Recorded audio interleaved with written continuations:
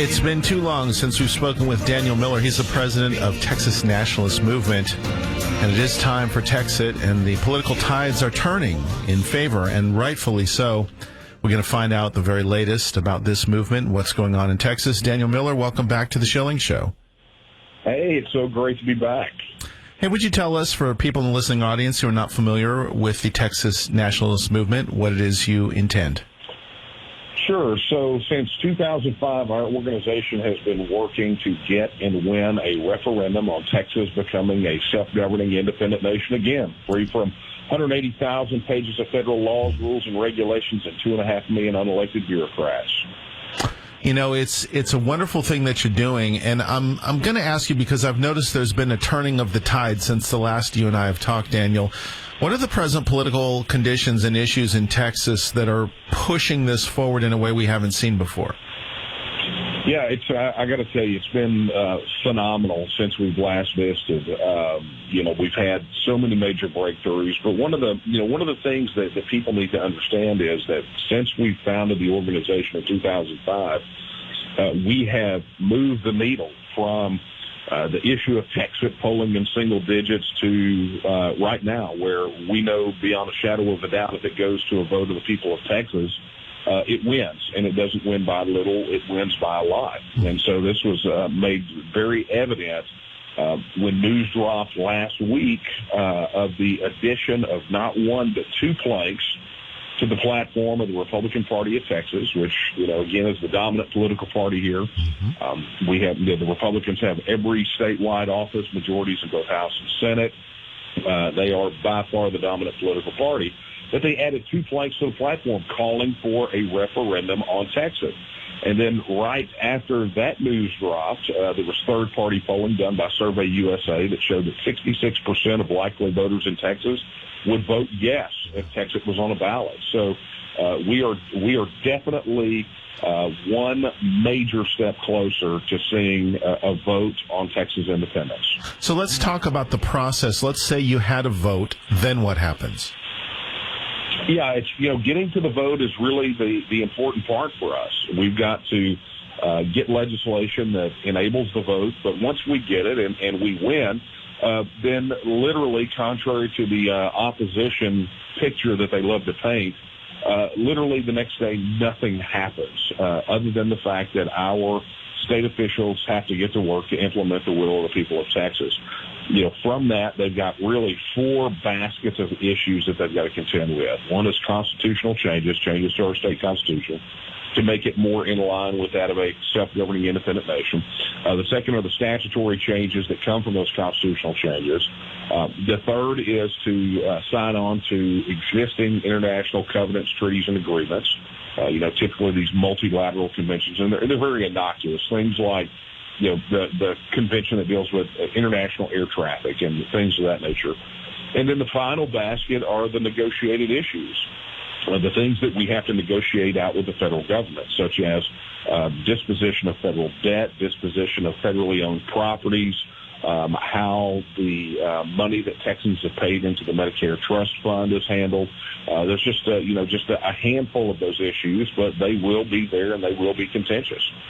Daniel Miller is with the Texas Nationalist Movement. We'll tell you how to be in touch with them in just a few minutes. So how much of what you just described, Daniel Miller, is already underway or being worked on? I can't imagine you're waiting till something happens to go through some of the steps that you'll need to take here. So are you working on these things already? Well, there is a whole line of legislative work that our organization has done. It's our pre-TEXIT work. And when you look at the mission of our organization, it's the political, cultural, and economic independence of Texas.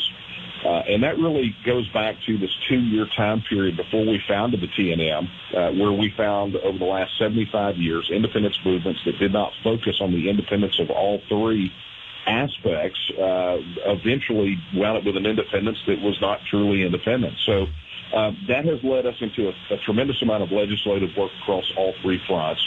And, that gives us things like the Texas Gold Depository Bill, which we helped get across the finish line. There's a provision in that piece of legislation that actually sets up a system of electronic transaction denominated by deposits of precious metals in the depository, which, for those who can read through the legalese, that is essentially the foundation of a currency. Mm-hmm. Then you get into issues like people say, what about national defense and the military? Well, most people don't realize that Texas already has the nucleus of a national defense. It's called the Texas Military Department. It's a branch of the government. The governor currently sits as the commander-in-chief. So, the gap between where we are and where we need to be for total independence is not nearly as wide as most people think. Daniel, would there be new elections? In other words, what would the transfer or transition of power be like, and also the structure? I would imagine it would change from the current governance, at least somewhat. Yeah, the Texas Constitution already gives us a three-branch government. I mean, Texas is already a constitutional republic. And so, when the constitutional changes are made, we will have elections just as we have always had elections. I don't see that there is some will of the people of Texas to change our form of government. Texans want a constitutional republic. In fact, that's one of the reasons that we're seeing so much support for Texas now is they look at Washington, D.C., they look at that political and economic union called the United States of America, and they don't see a constitutional republic anymore. So, ultimately, we will have elections on the normal cycle. It's far less dramatic than one might imagine. Well, given that, and that's actually good news, but I'm wondering what it would be like to live in Texas under an independent nation. What would be some of the major differences from the experience that people have now of being subject, unfortunately, to a corrupt federal government? Well, I mean, there are many things. I mean, you look at self-governing independent nations around the world, and you think about what self-government has brought them. They have control over their own immigration and border policy, their own currency, their own military and defense policy, their own taxation policy. They have control over everything. The decisions in those self-governing independent nations begin and end within the borders of that self-governing independent nation. And so, you look at a whole host of issues where Texans really have not truly been able to debate policy, because every policy discussion here in Texas has been buffered and set in the context of our relationship with the federal government. We did a study back during the 86 legislative session, and we found that almost half of legislation filed mentioned the federal government, a federal program, a federal regulation, a federal agency, a federal court decision. And so that tells you that half of our laws are actually being written by 2.5 million unelected bureaucrats or K Street lobbyists in Washington, D.C. So, when we start talking about what that difference looks like here in Texas, it means that we get to keep that $103 to $160 billion annual overpayment into the federal system. It means we get to get rid of 60 to 70 years of federal regulatory accumulation that has stolen about 85% of our take-home pay. It means that all of a sudden now when Texans debate an issue and they settle it, either by legislation or at the polls, that decision sticks, and we get to address Texas challenges with Texas solutions. And it's something that every state should be considering right now.